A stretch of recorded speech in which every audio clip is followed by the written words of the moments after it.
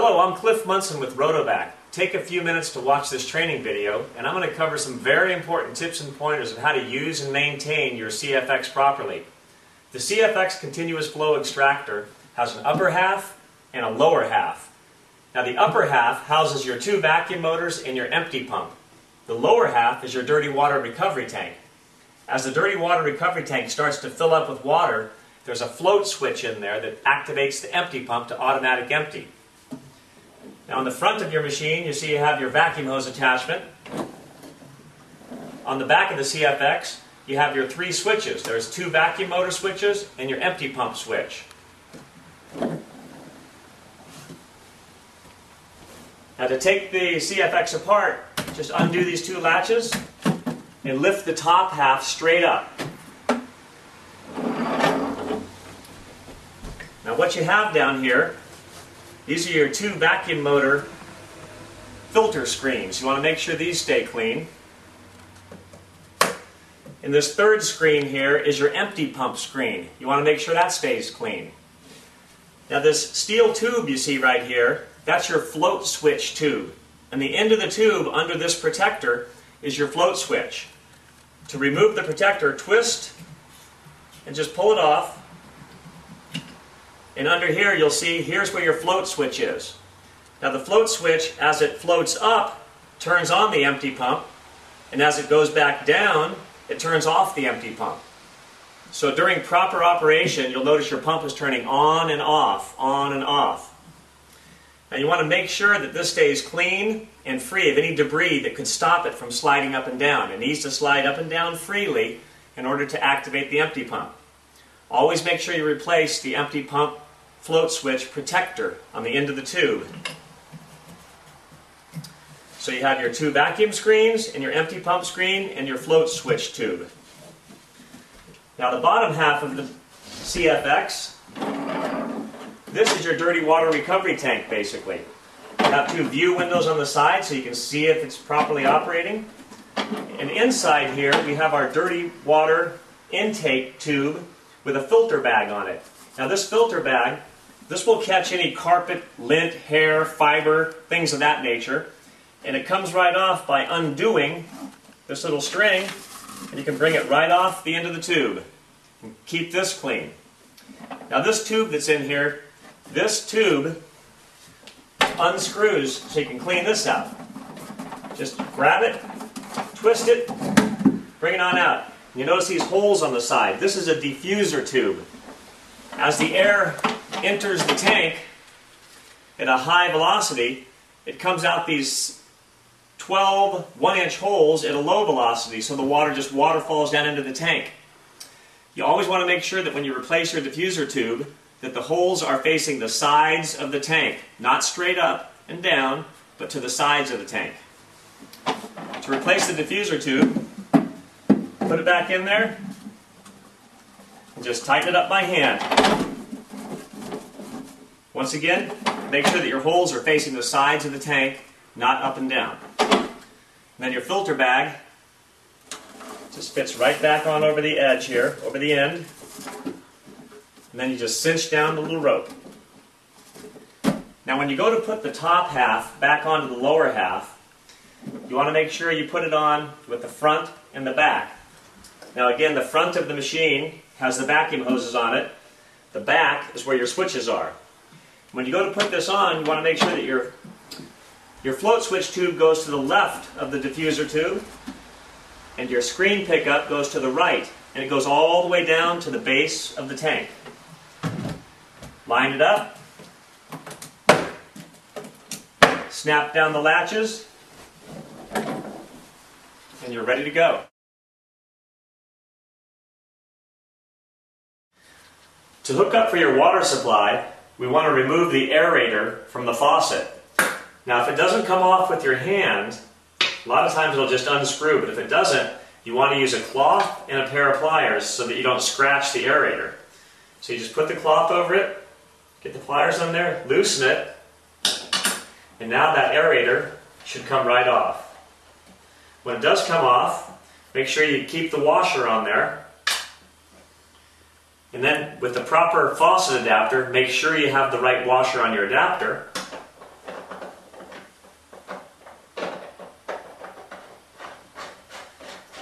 screw on the adapter. And then your adapter lead hose goes right onto that.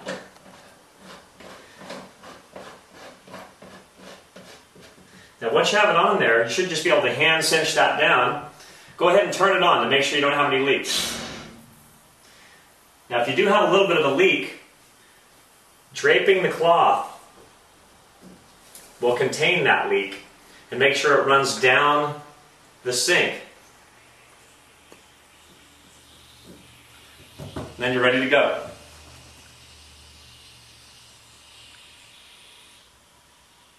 Now your dirty water empty hose can go to any drain, but the toilet is really the best place to put it.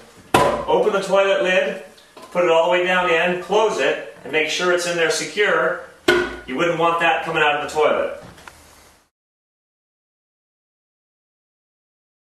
Make sure you get it nice and snug.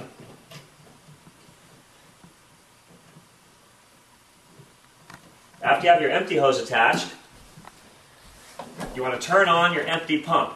And you shouldn't hear any pump coming on because there's no water in the tank. Now in order to make sure that our empty pump is working, the first thing you want to do, here's your incoming clean water supply line. We have a quick connect right here that you can hook this up to. And now the water is running through this line, filling up the dirty water tank with clean water. And your empty pump should be turning on here in a minute. And we're going to check to make sure the empty pump is operating properly. It should turn on and off. And by the time we've checked to make sure that's working properly, we should have hot water here at the end of our hose and we'll be ready to clean. Make sure your empty pump is... There it goes.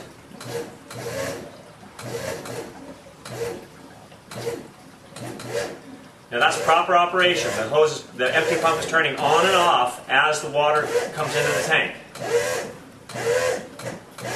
And that's the sound of your empty pump that you hear there.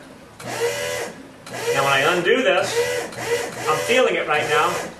I'm waiting for the water to get hot all the way through to this end of the hose. And I see that the empty pump is actually functioning, turning on and off as the float switch goes up and down. Okay, I can feel that the quick connect is nice and hot. We've got hot water coming in. So I undo the quick connect. Hook up the vacuum hose, and now your 1.5" vacuum hose fits right inside this 2-inch. And we're ready to start cleaning.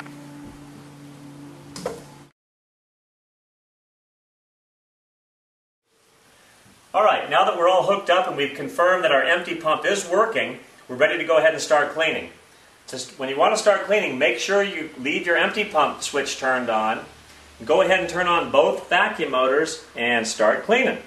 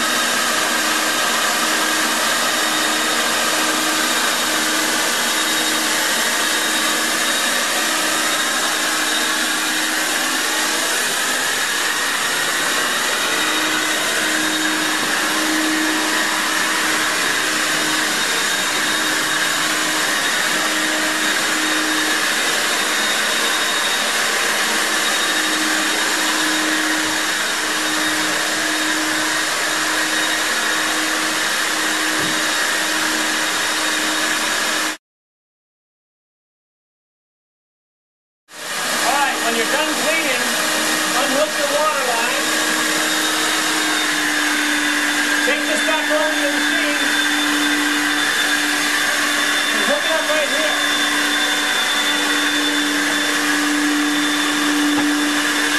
Hook it in. Now follow me.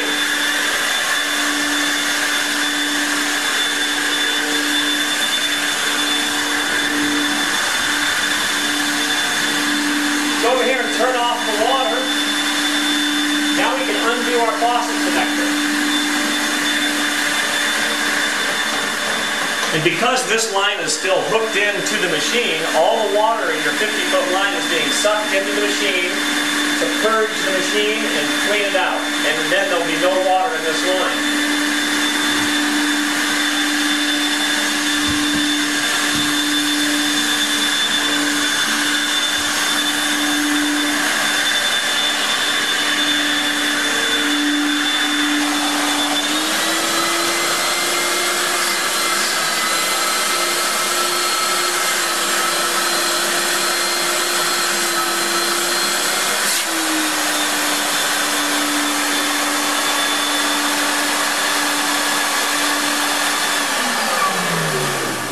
Turn off your empty pump, turn everything off, and then we go ahead and undo this to coil it up.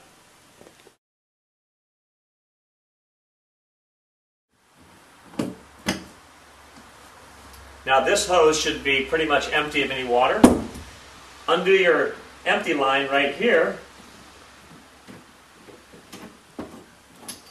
And as you go to coil this up, make sure you're holding it higher than the toilet or the drain. So when you coil it up, all the water will exit the hose. When you get here to this end, go ahead and connect these together. That way, you won't be dripping any water on the floor as you take your hose out. Remember, when you take the top off of the CFX, don't bang it down on the end of the float switch tube because you have your float switch under there. Now the float switch is a delicate little component, and that's, like I said, what activates the pump to turn it on and off. So when this goes up, the pump turns on, and here's what a proper operating pump sounds like. Now that's running dry with no water. You don't want to let the pump run dry for more than a few seconds, or the impeller may seize up on you. And I'm going to show you in a minute how to fix that. It's real simple. But just keep in mind, this is your float switch. It's got to remain clean, and you have to have your protector cover on there, or the float switch could get damaged. So make sure that's always on there, and don't bang the end of that when you go to take it off to set it down.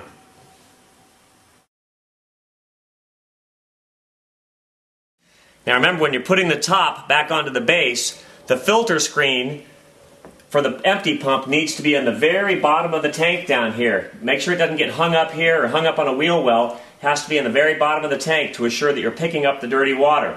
So the float switch tube goes on that side. The empty pump pickup goes on this side.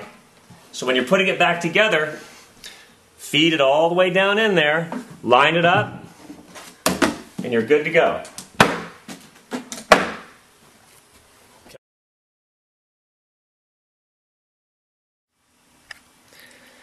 If your empty pump is not working, sometimes pouring a little bit of water into the opening here will loosen up the impeller. If that still doesn't work, we may have to remove the access cover to get to the impeller of the pump to fix it. Here's how you do that.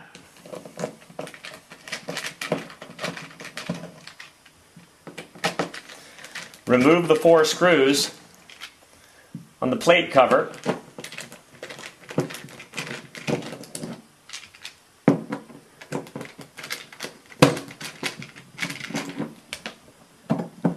And the access cover comes right off. Now when you're removing the plate, be careful not to let any of this drop down inside the housing, especially on your last screw coming off. Undo that last screw, hold it all in there. And this is the tricky part. There you go. We got it out without dropping it. If you do drop something down in there, you can take the top half off and shake it upside down and get it back out. Now in here you see, here's your rubber impeller. Here's a replacement impeller. If we needed to replace it, you just put the new one in and cock it in that direction so that the fins are bent just like that.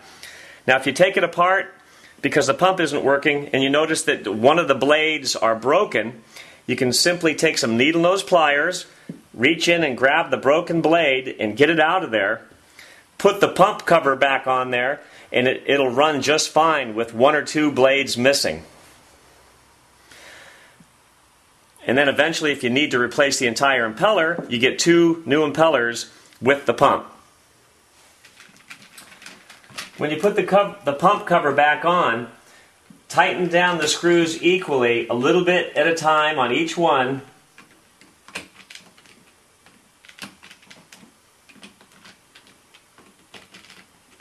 And you should be ready to go.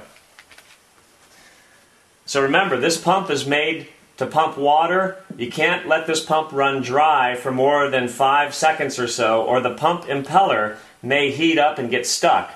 If it does get stuck, sometimes pouring a little bit of water into this opening will loosen it up and get it going again.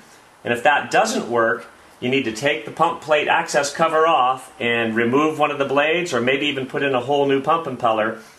One of the beauties of this pump is it'll pump all kinds of junk and never gets clogged, and it's very easy to work on, so you can always get it working again. Well, that pretty much covers all the key points you need to know to operate your CFX continuous flow extractor. Keep in mind, the first few jobs that you use this on may take you a little bit longer than they should because you're just learning how to use this new machine. Once you've mastered hose management, machine positioning, how to hook up to the faucet, you'll find that this is far easier to use than a standard portable extractor that you have to stop and fill and empty all the time. During your first few jobs, if you do have any questions or concerns, feel free to call us at Rotovac and we'll help you along. Our toll-free number is 888-768-6822. Thanks a lot.